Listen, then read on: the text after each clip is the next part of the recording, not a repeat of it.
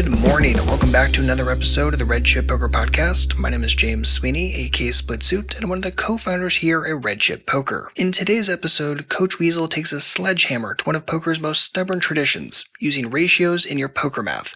If you've ever caught yourself converting pot odds from a ratio to a percentage just to compare it to your equity, or skipped an implied odds calculation mid-hand because it felt like too much work, this episode is tailor-made for you. We break down how players are making simple calculations harder than they need to be, from pot odds to implied odds to bluff-to-value ratios.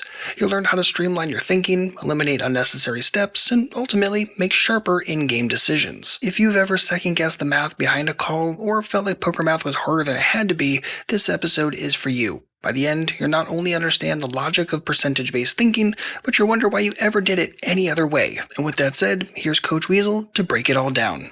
Enjoy. What is up, guys? Welcome to the Red Chip Poker Podcast. The title of this episode is Bad Math. Poker players have a tendency to use math in a way that is suboptimal. And part of the reason why they do it is simply based on something that's nothing more interesting than tradition itself. We're going to think about the ways that poker players use math suboptimally in the following areas: pot odds, implied odds, and bluff-to-value ratios. Certainly with those first two, pot odds and implied odds, they are part of the core syllabus for any poker player. These are concepts that we visit on day one of being a poker player. How does pot odds work? How do implied odds work? And yet, the way that it's taught is not streamlined. It doesn't necessarily make sense. Let me give you an example, starting with pot odds. Traditionally, pot odds are calculated as a ratio. For example, if my opponent bets pot size, a traditional poker player will tell me that I'm getting 2-to-1 on the call. This is an example of a ratio. If I invest $100, there's already $200 in the pot. That's a 2-to-1 ratio. Now, how do we know if that particular ratio or those odds are acceptable for us? Well, we need to think about how much pot equity we have and compare that pot equity to the odds that we get on the call. Here's the interesting thing though. Equity is calculated as a percentage. Why is it calculated as a percentage? After all, we could calculate equity as a ratio. We could calculate equity as a fraction. But for whatever reason, it's calculated as a percentage. Why? That's just traditionally how it's done. There's no specific reason for this. So odds are calculated as a ratio because it's traditional, and equity is calculated as a percentage because it's traditional. We then have to compare the ratio in terms of our odds to our percentage that represents our equity. Well, we can't compare ratios and percentages directly. There has to be a conversion step. So the next part of the process in determining whether we have a call is to convert our ratio to a percentage. But here's the logical question. Why are we calculating our odds as a ratio to begin with, knowing that we ultimately need it as a percentage? What's stopping us from just calculating our pot odds as a percentage, which we can then directly compare to our pot equity, which is also a percentage? And the answer is nothing. Calculating first as a ratio just so we can convert it is an example of bad math. It's suboptimal. The only reason why we're told to do things this way is because traditionally poker players think about odds as a ratio. And it's true, if you visit the bookie to bet on sports, for example, we're often given odds in terms of a ratio. We might be told we're getting 2-to-1 odds or 3-to-1 odds. So it's a tradition that's borrowed from ventures outside of poker, but it doesn't necessarily serve our interests here. What is the logical thing to do here? Simply always think about pot odds as a percentage, which allows us to directly compare to our equity. Basic idea here is that if our equity as a percentage is higher than our odds as a percentage, then we have a profitable call. Let's think about a very simple example of this just to help make the distinction. If we're very used to calculating odds as a ratio, it can be a little bit tricky initially to make the jump, but it's not too complex. That's why we're going to look at an example. Imagine $100 in the pot on the turn and our opponent bets $50. First question, what are our pot odds expressed as a percentage? We need two values for this. We need our investment amount, which is going to be $50 in this case, and we need the size of the total pot. Now the difference, if we're calculating a ratio, we simply look at what's in the middle before we make our call. So in this case, there's 100 in the pot, our opponent's bet 50, our pot size is going to be 150. The trick with using the percentage calculation is we project forward slightly and assume that our call is already in the pot as well. So there's 100 in the middle, our opponent bets 50, we call 50. So now the size of the pot is 200, including our call. And of that total $200 pot, we have invested $50 on the current street. So for a percentage method, we're thinking 50 out of 200, which is 25% of the total pot represented by our investment. Whereas if we're using the traditional ratio method, we're thinking 50 into 150, which is going to work out at 3-to-1. So if we were ever converting a ratio to a percentage, then the ratio 3-to-1 is equivalent to 25%. As we've seen, we can just ignore ratios completely. There's 150 in the middle. If we make our call, it would be 200 in the middle, of which we're investing 50. That's now 25%. Next step is to make an estimate regarding our pot equity. If it's higher than 25%, we have a profitable continue.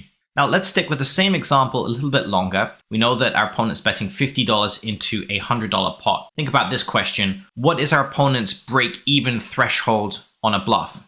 Now, one of the nice aspects of using the percentage method is we can use the exact same method now to calculate our opponent's break-even threshold on a bluff. You see, even players who traditionally use the ratio method for a pot odds calculation have a tendency to then run a percentage calculation for break-even thresholds on a bluff. That's mind-blowing to me. This is the exact same math here. Why would we use percentage method for one situation but ratio method for another situation? This is absolutely suboptimal. It's not streamlined. What is Villain's break-even threshold on a bluff? Well, there's 100 in the pot on the turn. Villain bets $50. Remember we said that for using the percentage calculation, we assume that the player's investment is now part of the pot as well. So there was 100 in the pot on the turn. Now Villain has bet $50, so there's now $150 in the pot on the turn, of which Villain is betting $50. That works out to 33% of the total pot. Now, as we've mentioned, there's nothing stopping us from using a ratio calculation for figuring out a break-even threshold on a bluff. Remember, the key difference is that we just don't include a player's bet as part of the pot. So when a player bets $50 into a $100 pot, well, now he's investing on a 2-to-1 ratio. There's 100 in the pot, which he can win. He's investing $50. If you really love ratios for whatever reason, you could express your opponent's break-even threshold as a ratio. The key idea here is that it makes sense to be consistent. If you're going to use ratios for everything. Or if you're going to use percentages for everything. We don't want to be using ratios for some things, percentages for other things, then having that unnecessary conversion step in the middle. So when our opponent bets $50 into a $100 pot, his break-even threshold is 33.33% because he's investing 50 into a total pot of 150, whereas our pot odds are 25% because assuming we called, we would be investing $50 into a $200 pot. We've streamlined the process here. We've cut out ratios entirely. We're now performing much more optimal streamlined math. Let's now think about implied odds. Like pot odds, we likely learn implied odds on day one. Every poker player is familiar with how to run an implied odds calculation. Ironically, it's one of those aspects of strategy that many players just never use again after day one. They kind of understand how to run an implied odds calculation in theory, but it's slightly too complex to actually be worthwhile for them to try and run it mid-hand. So even though they may make an attempt at thinking about implied odds, there are many players, professional players even, who actually don't run any kind of implied odds calculation. In some ways, it's understandable because the way that implied odds is taught is not streamlined at all. This is another example of bad math. Why can we say that? When we think about the total required pot, and we can refer to this as the implied pot. In other words, how big would the pot need to be to justify our current call? We know that if we're thinking about implied odds, it means we don't have the direct pot odds. The pot's not quite big enough currently. How big would the pot need to be? We can think of this as the implied pot or the required pot. We can think about the implied pot or the required pot as a multiple of our call amount. And the multiple is going to be a static value every single time, depending on the type of hand that we have. So we have a set multiple when we hold a flush draw, for example, a set multiple when we hold a gut shot. It's a set value which we can memorize. But players just recalculate this static multiple every single time. They're adding layers to the process which are completely not required and make approaching implied odds calculations a little bit too involved for the average player mid-hand. Now, it's true that we can only simplify this to some degree, but after a great deal of thought on this topic, I've been using the following method for streamlining implied odds calculations for quite a number of years, and I don't think we can really simplify it much further than this. But it is probably quite a bit simpler than the method you've already been taught. The best thing to do is to just consider a very simple example. We're going to work with simple numbers. I'd like you to imagine that we have the nut flush draw on the turn. That means we have 9 outs to make the nuts. Let's say there's $100 in the pot on the turn to use the same numbers as before, and our opponent bets $50 into the $100 pot on the turn. Now, if you're good at equity and odds calculations, you'll know straight away that we don't get the right price on the call. That's because we're being offered 25% pot odds expressed as a percentage. We have 9 outs, and typically poker players make use of the 2 times and 4 times rule to make an estimate of their equity on the fly. 9 outs going from turn to river, 9 multiplied by 2, roughly 18% pot equity. So we have 18% pot equity. We need 25% equity according to the price we're being offered on the half pot size bet on the turn.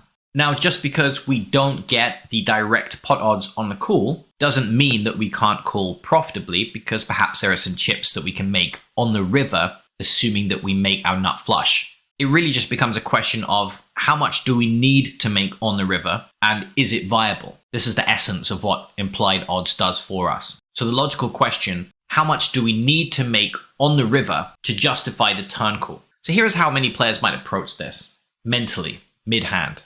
The first thing that they might observe is that they have 9 outs. That represents about 18% equity going from turn to river. What that means is, to justify the call, the $50 investment cannot be worth more than 18% of the total implied pot. Because if it's worth more than 18% of the total implied pot, we're going to have a losing call. So if we assume for a minute that that $50 is worth exactly 18% of the total implied pot, what would the total implied pot be? Well, how do we get from 18% to 100%? We have to first divide 100 by 18 to get a multiple. So in that case, the multiple is 5.55. We're going to simplify and say that 100 divided by 18 is 6, because we're going to round up from 5.55 to 6. Now, if we take that multiple and multiply it by our investment, $50, we get $300 as the value of the total implied pot. This is how big we'd need the pot to be directly in order for us to have a direct pot odds call on the turn. The actual pot's not that big, obviously. The actual pot is only $200. That's why we don't get the right direct price to call. So we can see there's a gap there. The actual pot after we call the turn is going to be $200, but we need the total implied pot to be at least $300 for us to have a break-even call as a result of implied. So we simply take the difference between those two values. Total implied pot, 300. Actual pot after I call on the turn, 200. The difference there is $100. That's the amount that's required to be made on the river on average for us to justify the turn call. Now, there's quite a lot of work there, and I don't know how approachable that is mid-hand. I wouldn't want to do all of that math mid-hand. I think it's another example of bad math because it's just not streamlined enough. Besides, half of all the math we did there was completely unnecessary. For example, we know we have 9 outs. So we first calculate that 9 outs equals 18% equity. 9 outs always equals 18% equity. We don't need to run that math mid-hand. That's a waste of time. We then had to figure out that if $50 is worth 18% of the total implied pot, we had to figure out what our multiple was. You know, sometimes this works out easily, other times it doesn't. If our $50 was worth 25% of the total implied pot, most of us realize immediately that we multiply our call value by 4. But when our call amount is worth 18% of the total implied pot, it's not immediately obvious what our multiplier needs to be in that situation. How do we figure it out? We have to divide 100 by our equity to achieve the multiplier. That's where we get 5.55. Now, all of that's always true if we have 9 outs. All we need to remember is if we have 9 outs, then our multiplier is 5.55. Or if we want to round up, which helps us to generate a conservative estimate, we can just remember 6. In other words, the way this should actually go down mid-hand, we see we have 9 outs. Immediately, okay, 9 outs, our multiplier is 6. $50 multiplied by 6 gives us 300. Actual amount in the pot, 200. 100 difference, that's the required amount to be made on the river. That's an example of streamlined math. How did we streamline the math? By putting in a small amount of work pre-hand to memorize certain values. Okay, so which values do we need to remember for implied odds? We can refer to these as implied odds shortcuts. Now, in reality, we could remember a multiplier for every single number of outs. For example, 4 outs, multiplier 12. 6 outs, multiplier 8. 8 outs, multiplier 6. I think this is probably overkill if we had a multiplier for every number of outs all the way up to, let's say, 15 outs. for a big up and down straight flush draw. There are actually 4 types of draws that are the most common, and they're also the draws that are actually to the nuts, where implied odds is most relevant. For example, if we have a pair with a board, that means we have 5 outs to make 2 pair of trips, but often those outs aren't going to be to the nuts, so an implied odds calculation is less relevant in that situation. What are our draws to the nuts? We have the nut gut shot. If you have a nut gut shot, remember the multiplier of 12. So immediately when you see a call amount, you multiply it by 12 to figure out the total implied pot. Then we have 8 outs, nut OESD. Remember the value 6. Then we have our nut flush draw with 9 outs, but depending on the situation, we often find that we only have 8 outs with a flush draw because one of the cards that completes our flush also puts a pair on the board. Guess what? Nut OESD, nut flush draw, we can just remember the multiplier of 6 for both of those types of hands, and we've already seen an example of multiplying our call amount by 6 in the case of having a nut flush draw. Then there are 2 additional values to remember, but these aren't really used very often. There's 12 outs, that's going to be the flush draw plus gut shot combo draw, multiplier 4. Then we have 15 outs, that's going to be the nut flush draw plus OESD, where we can remember the multiplier of 3. But how often do we have a big combo draw? Really not that often. So the key values here are just to remember the multipliers 6 and the multiplier 12. If you have a gut shot, immediately multiply your call amount by 12.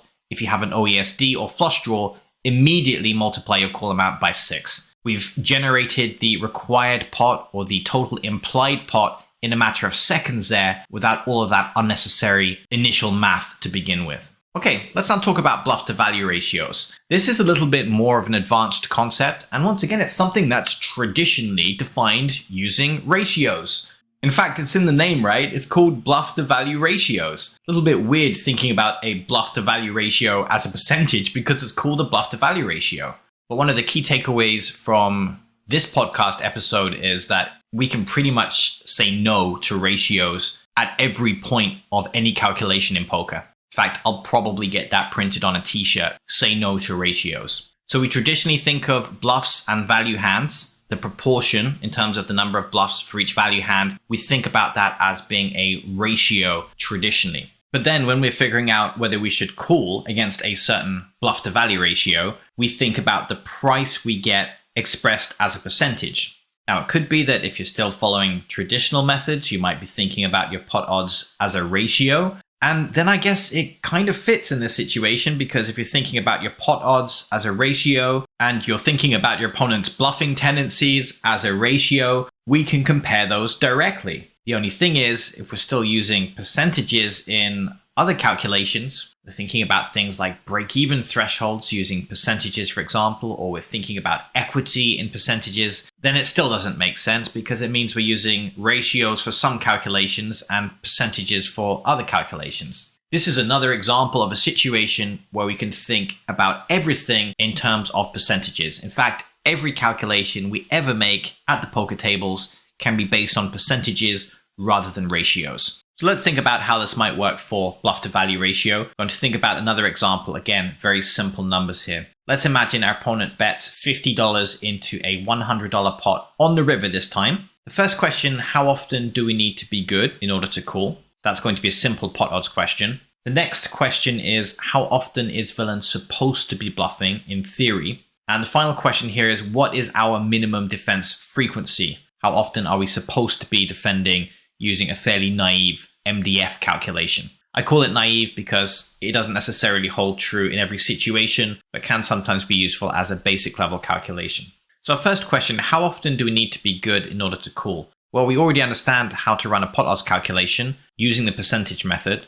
We would be investing $50 into a total pot of $200. That means we get 25% pot odds. Now, the interesting correlation here is that our pot odds value is also villain's theoretically correct bluffing frequency. It's funny how all of the math starts to tie together when you're using a simplified approach. So not only do we get 25% pot odds on the call, but we also know that our opponent is supposed to be bluffing 25% of the time. So he should have 25% bluffs when he bets 75% value hands. Now, we might miss that fact if we were referring to villain's bluff to value ratio as 3-to-1, but now everything's a percentage. 25% pot odds, that's also villain's correct bluffing frequency when firing the river. The next question, what is our MDF? Now, the reason why I'm asking this question is just so you can see how the math also links together in a second area as well. There's a link between our minimum defense frequency and the auto profit threshold on our opponent's bet. So let's start with our opponent's auto profit threshold. He's betting $50 into a $150 pot, including his investment. The break-even threshold on a bluff for villain is 33.33%. Guess what? That's also our minimum defense frequency, 33.33%. And just to be clear here, when we say it's the minimum defense frequency, what we really mean is that this is the correct folding frequency when facing this bet, 33.33. So it might be more correct to say that the actual minimum defense frequency is 100 minus 33.33, which would be 66.66, etc.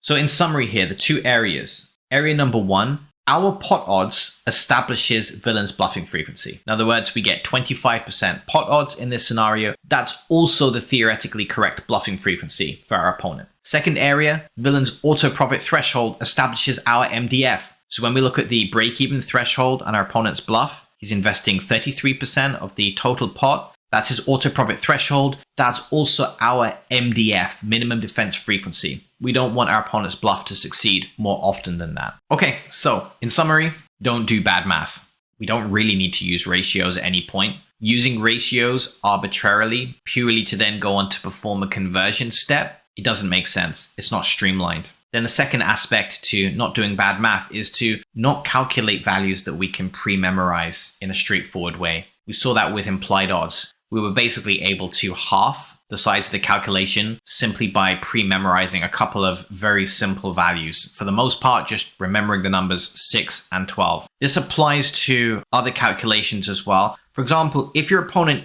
is betting half pot against you and you are calculating your pot odds every time against that, you're still doing bad math because that's something that you can pre-memorize in a very straightforward way. If your opponent bets half pot, you get 25% pot odds on the call. All right. Hope it was helpful and that it streamlined the way you think about the math surrounding poker. Thanks very much for listening. This was Coach Weasel, and this was the Red Chip Poker Podcast. Thank you so much for joining us today. Hopefully you enjoyed, and if you did, be sure to subscribe if you aren't already. If this episode got you rethinking your approach to pot odds, implied odds, or bluff-to-value math, don't let it stop here. If you want to actually train this stuff and get comfortable doing these calculations on the fly, grab my pre-flop and math poker workbook. It's packed with real exercises to drill the exact math we talked about today, so you can stop second-guessing yourself mid-hand and start making faster, sharper decisions. You can find it at redchip.poker/math, M-A-T-H, or just hit the link in the description box. You can also find the full color paperback on Amazon as well. Links for both in the description. And that's going to be a wrap for this episode. I'll see you back shortly with a brand new one, and in the meantime, good luck out there, and happy grinding.